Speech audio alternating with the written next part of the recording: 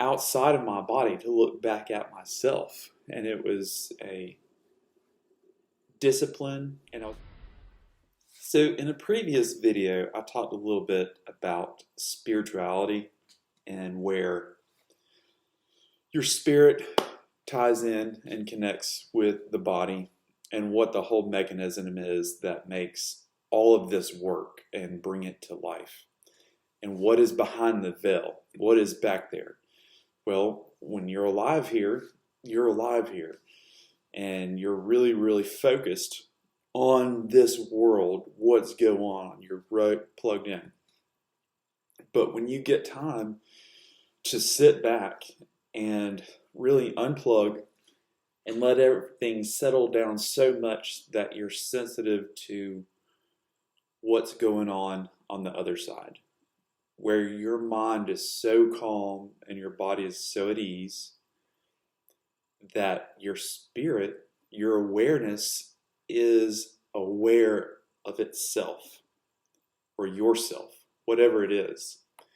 Because usually it's aware of what's going on in the brain, what's going on in the world, and that's its job, awareness, to know, to see, to observe. But when everything is in a state that is just placid, I guess you would say, then it's aware of itself. And you realize, oh wow, there is a spirit here. This is me. But words really confine and restrict the meaning of what that is, because words cannot explain it. Only experiencing it can explain it, or the knowing of it can explain it on a fundamental level to feel it internally. So for me, when this began, I would say most of my life I've had a strong connection with the spiritual world, or behind the veil, whatever you want to call it. But there is a world there, and I've always been very strongly connected to it. And not until I was about 32 years old and a little bit older did things start really, really ramping up for me. When I started, the first time I started meditating, I started having my awareness expand to just an immense amount. And I experienced that, and I came back, I'm like, never experienced anything like that in my life at all. And I wanted to experience it again, but the life that I had started collapsing and just crumbling, because I had this awareness of what really truly is, and then where I was living, and it was very incompatible. And then also my brain was still programmed to be locked in that there is only one way to believe, and if you don't believe that, then terrible things are happening and everybody will reject you because of this belief. And so I was in such great inner turmoil because I knew what was real, but I knew what I had to do, or how I had to act to be accepted, or what I had to say I believed to be accepted.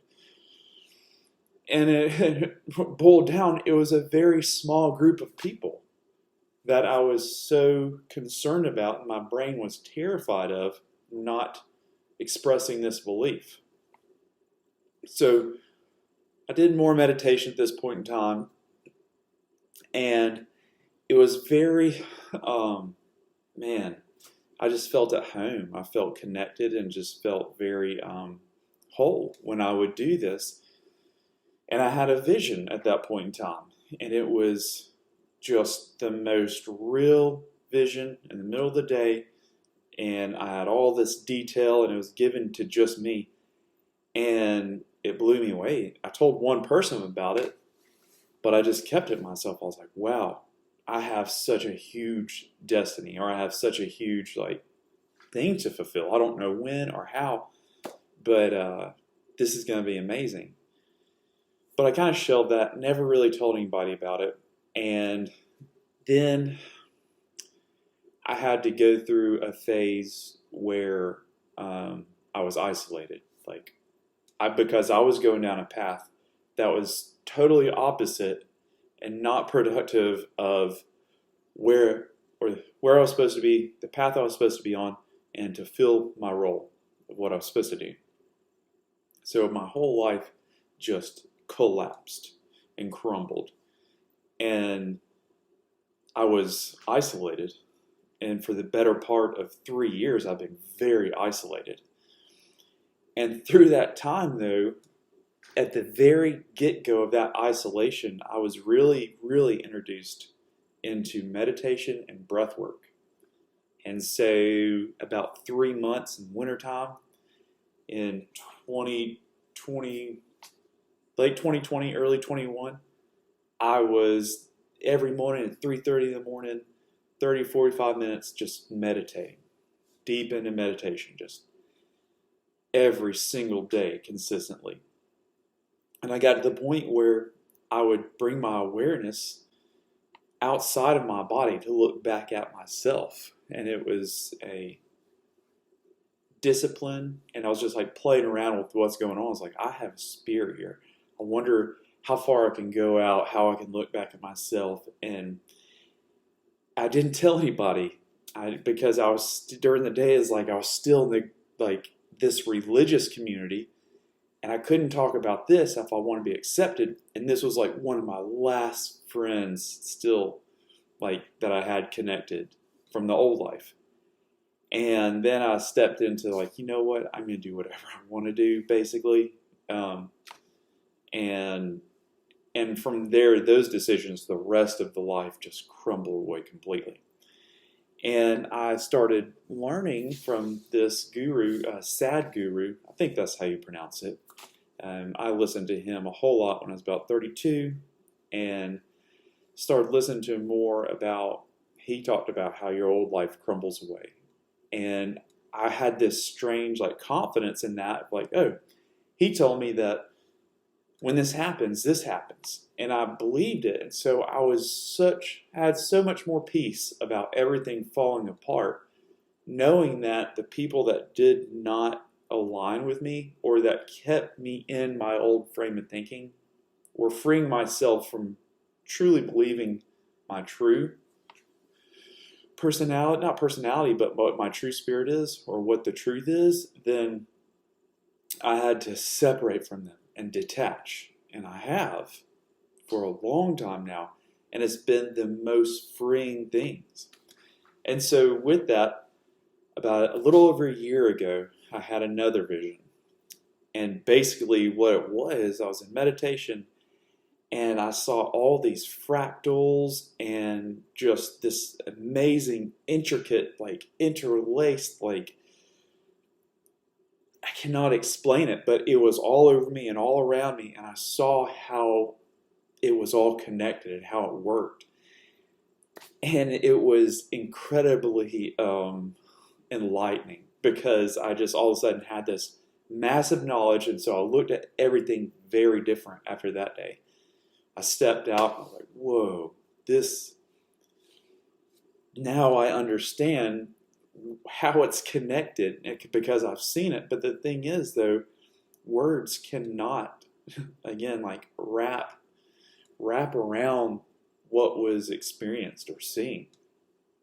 So along with that, a little further down the road, I start playing around with personality because I started looking inside my brain and I had a deeper understanding of what was going on, started learning about energy, seeing where that was going, and then started a deep dive into personality and what that is and how you can tamper with it, basically, the programming. And it's very dangerous to do, I will say, tampering with programming, but I got in really in depth in that. I'm okay, here's a really good process on how to program in a new personality manually on your own. But in doing that, it gave me even more of a separation of, wait a second, I'm trying to program a new personality in, but that's not me. That won't be me. It'll just be a facade that I put up to the world wherever I go. that I've created. So it won't actually reflect me.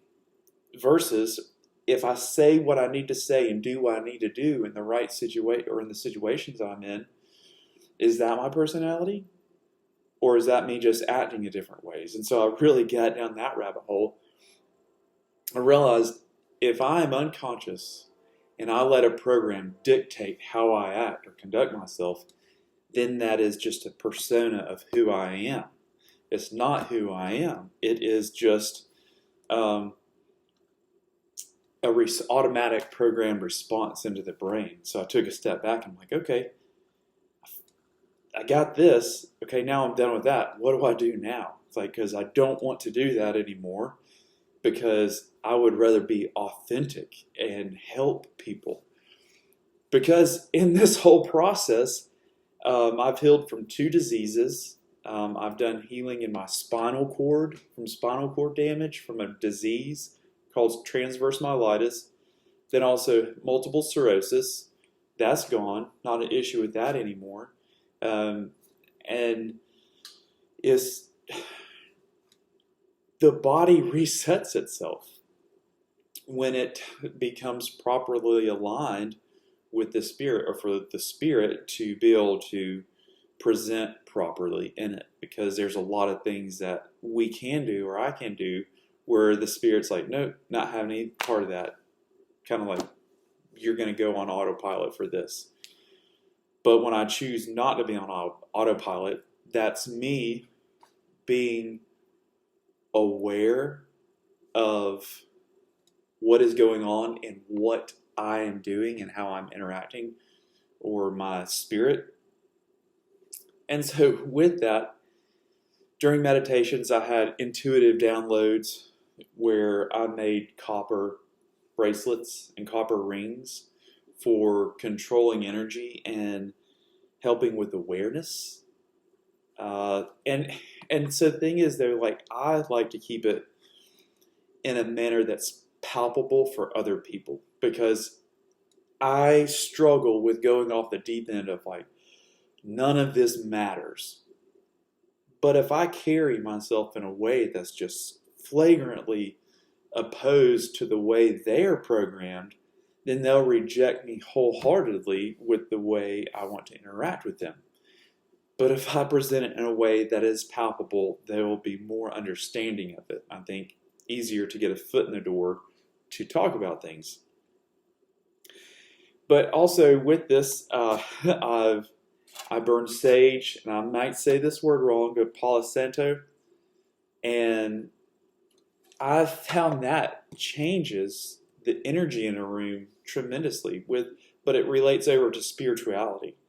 There is an essence there that crosses that boundary, that like into energy. Now, I don't know specifically if the physical and spirituality and energy are all 3 completely separate as well, but they coexist.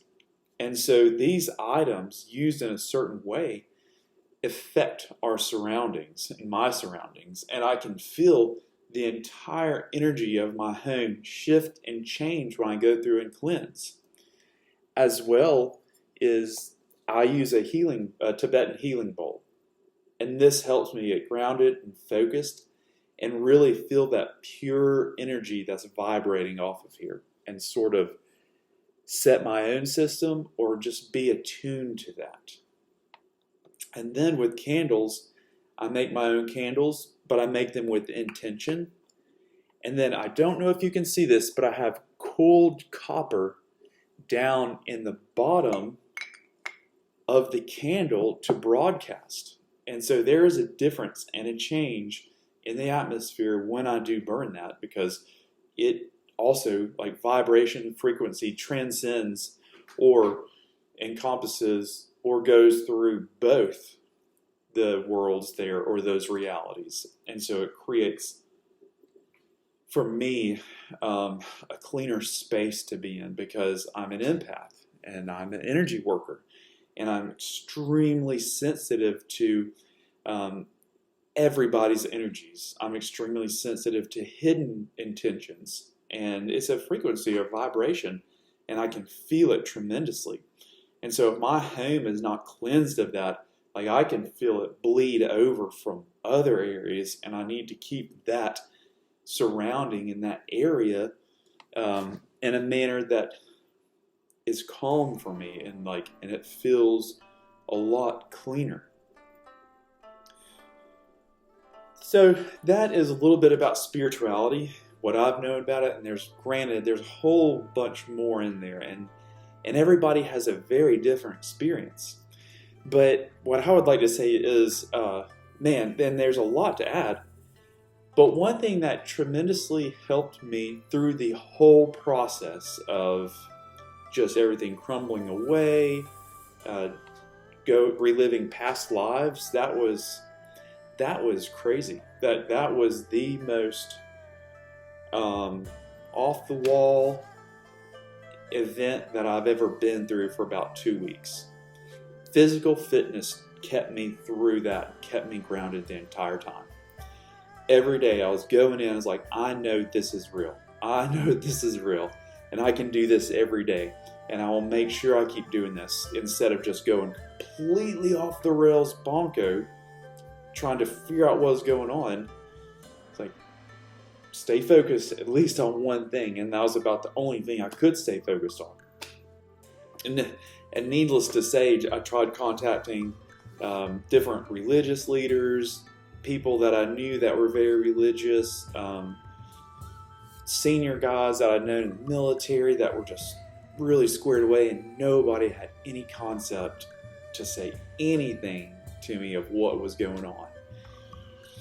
So I was really relied big time on YouTube, like watching like Sadhguru and other people who've been through, like Eckhart Tolle, Alan Watts, Dr. Dwayne Dreyer, I think, listening to them and how they talk and how they speak and what they went through, and saying, man, it's absolutely different, but the stages that they're identifying are what I'm stepping through. And it gave me such a peace, such a peace. I will speak more on this later.